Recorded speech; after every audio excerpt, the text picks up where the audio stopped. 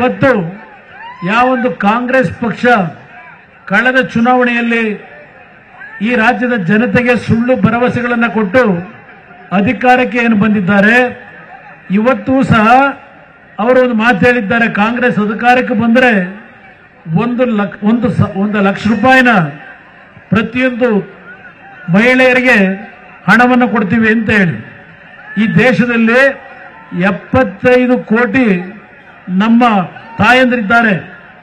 75 ಕೋಟಿ ತಾಯಂದಿರಿಗೆ ಇವರು ಹಣ ಕೊಡಬೇಕು ಅಂದ್ರೆ ಸುಮಾರು 75 ಲಕ್ಷ ಕೋಟಿ ರೂಪಾಯಿಗಳು ಬೇಕು. ನಮ್ಮ ರಾಜ್ಯದಲ್ಲಿ ನಮ್ಮ ದೇಶದಲ್ಲಿ ಇರ್ತಕ್ಕಂಥ ನಮ್ಮ ಒಟ್ಟಾರೆ ಬಜೆಟ್ ಈಗಿರ್ತಕ್ಕಂಥದ್ದು 47 ಲಕ್ಷ ಕೋಟಿ. ಇದನ್ನು ಕೊಡ್ಲಿಕ್ಕೆ ಎಲ್ಲಿಂದ ದುಡ್ಡು ತರ್ತಾರೆ? ಸುಳ್ಳು ಹೇಳೋದಕ್ಕೂ ಒಂದು ಇತಿಮಿತಿ ಇರಬೇಕು. ಅದಷ್ಟೇ ಅಲ್ಲ, ಇವತ್ತು ರಾಜ್ಯದಲ್ಲಿ 5 ಗ್ಯಾರಂಟಿಗಳ ಬಗ್ಗೆ ಚರ್ಚೆಯನ್ನು ಮಾಡ್ತಾ ಇದ್ದಾರೆ. ಆ 5 ಗ್ಯಾರಂಟಿಗಳು ಸಂಪೂರ್ಣ ಎಲ್ಲರಿಗೂ ದೊರಕ್ತಾ ಇಲ್ಲ.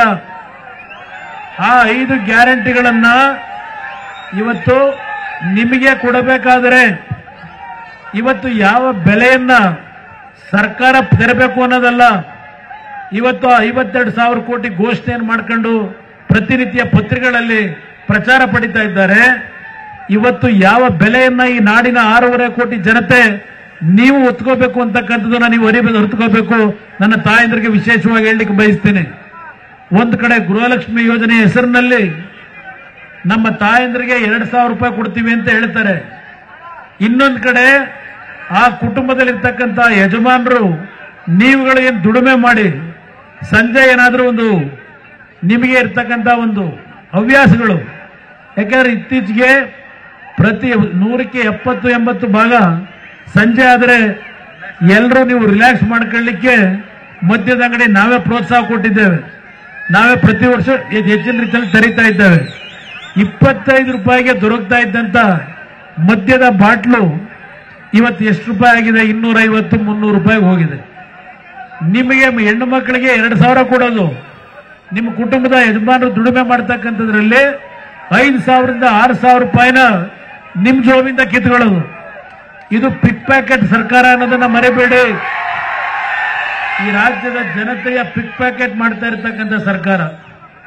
ಇದನ್ನ ಯೋಚನೆ ಮಾಡಿ. ಇವತ್ತು ರಾಜ್ಯದಲ್ಲಿ ಬರಗಾಲ, ಕುಡಿಯೋ ನೀರಿನ ಸಮಸ್ಯೆ, ರೈತರು ಬೆಳೆದಂತ ಬೆಳೆಯ ಪ್ರಮಾಣದ ನಷ್ಟದ ಬಗ್ಗೆ ಅವರೇ ಪ್ರತಿನಿತ್ಯ ಚರ್ಚೆ ಮಾಡ್ತಾರೆ. ಆದರೆ ಈ ಸರ್ಕಾರ ಕೊಟ್ಟಿದ್ದೇನು? ಯಡಿಯೂರಪ್ಪನವರು ಮುಖ್ಯಮಂತ್ರಿಗಳಿದ್ದಾಗ ಪ್ರವಾಹ ಬಂದಂತ ಸಂದರ್ಭದಲ್ಲಿ 24,000 ರೂಪಾಯಿಗಳನ್ನ ರೈತರಿಗೆ ಕೊಡ್ತಕ್ಕಂಥ ಕಾರ್ಯಕ್ರಮ ತಂದ್ರು. ಇವರೇನು ಕೊಟ್ಟರು? ಕಾಂಗ್ರೆಸ್ನವರು ಬರಗಾಲದ ಪರಿಹಾರ ಅಂತ ಹೇಳಿ ಹೆಕ್ಟರ್ಗೆ 2,000 ರೂಪಾಯಿ ರೈತರಿಗೆ, ಭಿಕ್ಷುಕರಿಗೆ ಕೊಡ್ತಕ್ಕಂಥ ರೀತಿಯಲ್ಲಿ ನಿಮ್ಮಗಳನ್ನು ಅವಮಾನ ಏನು ಮಾಡ್ತಾ ಇದ್ದಾರೆ ಈ ಸರ್ಕಾರ. ರೈತರ ಬದುಕಿನ ಜೊತೆ ಚೆಲ್ಲಾಟ ಆಡ್ತಾ ಇದ್ದಾರೆ.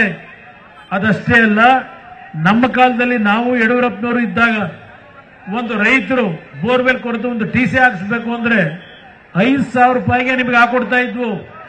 ನಾವು ಯಡಿಯೂರಪ್ಪನವರು ಒಂದು ಮೈತ್ರಿ ಸರ್ಕಾರ ನಡೆಸಬೇಕಾದ್ರೆ ಇವತ್ತು TC ಹಾಕಿಸ್ಕೊಳ್ಳೋದಕ್ಕೆ ಎಷ್ಟು ಕೊಡಬೇಕು ನಮ್ಮ ರೈತರು? 2 ಲಕ್ಷ, 2.5 ಲಕ್ಷ ರೂಪಾಯಿ ನನ್ನ ರೈತರು ಕೊಡ್ಲಿಕ್ಕೆ ಸಾಧ್ಯವ? ಇವತ್ತು ಇದು ಸರ್ಕಾರವ? ಇದು ಈ ಸರ್ಕಾರಕ್ಕೆ ನೀವು ಬೆಂಬಲ ಕೊಡ್ತೀರಾ? ಇಂಥ ಒಂದು ಕೆಟ್ಟ ಸರ್ಕಾರಕ್ಕೆ. ಅದಷ್ಟೇ ಅಲ್ಲ, ಇವತ್ತು ನೀವೇನಾದರೂ ಸಬ್ ರಿಜಿಸ್ಟ್ರಾರ್ ಕಚೇರಿಗೆ ಹೋಗಿ ಪೇಪರ್ ರಿಜಿಸ್ಟರ್ ಮಾಡಿಸ್ಕೋಬೇಕು ಅಂದ್ರೆ ಎಷ್ಟು ಏರಿಕೆ ಮಾಡಿದ್ದಾರೆ ಹಣ, ಇದೆಲ್ಲ ನಿಮ್ಮ ಮೇಲೆ. ಅದಕ್ಕೆ ಹೇಳಿದ್ದು ಈ ಸರ್ಕಾರ ಪಿಕ್ ಪ್ಯಾಕೆಟ್ ಸರ್ಕಾರ ಅಂತ ಹೇಳಿ. ನರೇಂದ್ರ ಮೋದಿ ಅವರ ಬಗ್ಗೆ ಟೀಕೆ ಮಾಡ್ತಾರೆ. ರಾಹುಲ್ ಗಾಂಧಿ ಮೊನ್ನೆ ತಮಿಳುನಾಡಿನಲ್ಲಿ ಹೋಗಿ ಒಂದು ಭಾಷಣ ಮಾಡ್ತಾರೆ. ಇವತ್ತು ಕಾಂಗ್ರೆಸ್ ಸರ್ಕಾರ ಬಂದ್ರೆ ಈ ದೇಶದಲ್ಲಿ 31 ಲಕ್ಷ ನಿರುದ್ಯೋಗದ ಸಮಸ್ಯೆಯನ್ನು ಬಗೆಹರಿಸಲಿಕ್ಕೆ ಏನು ಒಂದು ಸರ್ಕಾರದಲ್ಲಿ ಹುದ್ದೆಗಳು ಖಾಲಿ ಇದೆ ಕೇಂದ್ರ ಸರ್ಕಾರದಲ್ಲಿ, ಅದನ್ನೆಲ್ಲವನ್ನ ತುಂಬ್ತೀವಿ ಅಂತಕ್ಕಂಥ ಭಾಷಣ ಮಾಡಿದ್ದಾರೆ. ನಾನು ರಾಹುಲ್ ಗಾಂಧಿ ಅವರಿಗೆ ಕೇಳ್ತೇನೆ, ಸಿದ್ದರಾಮಯ್ಯನವರಿಗೆ ಕೇಳ್ತೇನೆ, ಕರ್ನಾಟಕ ರಾಜ್ಯದಲ್ಲಿ 2,75,000 ಸರ್ಕಾರಿ ಹುದ್ದೆಗಳು ಖಾಲಿ ಇದ್ದಾವೆ, ಸರ್ಕಾರಿ ಹುದ್ದೆಗಳನ್ನು ತುಂಬಿಲ್ಲ. ನೀವು ಮೊದಲು ಕರ್ನಾಟಕ ರಾಜ್ಯದಲ್ಲಿ ನಿಮ್ಮ ಸರ್ಕಾರ ಏನಿದೆ ಇಲ್ಲಿ ಆ 2.25 ಲಕ್ಷ ಹುದ್ದೆ ಖಾಲಿಯನ್ನು ಇಟ್ಕೊಂಡಿದ್ದೀರಿ, ಅಲ್ಲಿಯ ಒಂದು ಹುದ್ದೆಗಳನ್ನು ತುಂಬಿ ನಮ್ಮ ಹಳ್ಳಿಯ ಮಕ್ಕಳಿಗೆ ಉದ್ಯೋಗ ಕೊಟ್ಟು ನಂತರ ಮಾತನಾಡಿ ಅಂತಕ್ಕಂಥದ್ದನ್ನ ನೀವತ್ತು ಕಾಂಗ್ರೆಸ್ ನಾಯಕರಿಗೆ ಹೇಳಬೇಕು ಅಂತಕ್ಕಂಥ ಹೇಳಿಕ್ಕೆ ಬಯಸ್ತಾ ಇದ್ದೇನೆ.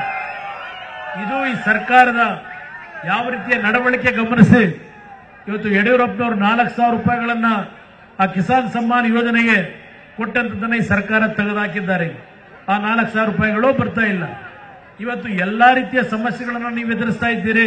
ಕನ್ನಡಿಗರ ಮೆಚ್ಚಿನ ನಿಮ್ಮ ನ್ಯೂಸ್ 18 ಕನ್ನಡ ಈಗ ವಾಟ್ಸ್ಆಪ್ನಲ್ಲಿಯೂ ಲಭ್ಯ. ಕರ್ನಾಟಕ ಮತ್ತು ದೇಶ ವಿದೇಶದ 360 ಡಿಗ್ರಿ ಸುದ್ದಿ ವಿವರವನ್ನ ನೀವು ನಿಮ್ಮ ಕೈ ಬೆರಳುಗಳಲ್ಲಿಯೇ ಪಡೆಯೋದಿಕ್ಕೆ ಈ QR ಕೋಡ್ ಅನ್ನು ಸ್ಕ್ಯಾನ್ ಮಾಡಿ. ನಮ್ಮ ಚಾನೆಲ್ ಅನ್ನು ಫಾಲೋ ಮಾಡಿ, ನೋಟಿಫಿಕೇಶನ್ ಆನ್ ಮಾಡಿ.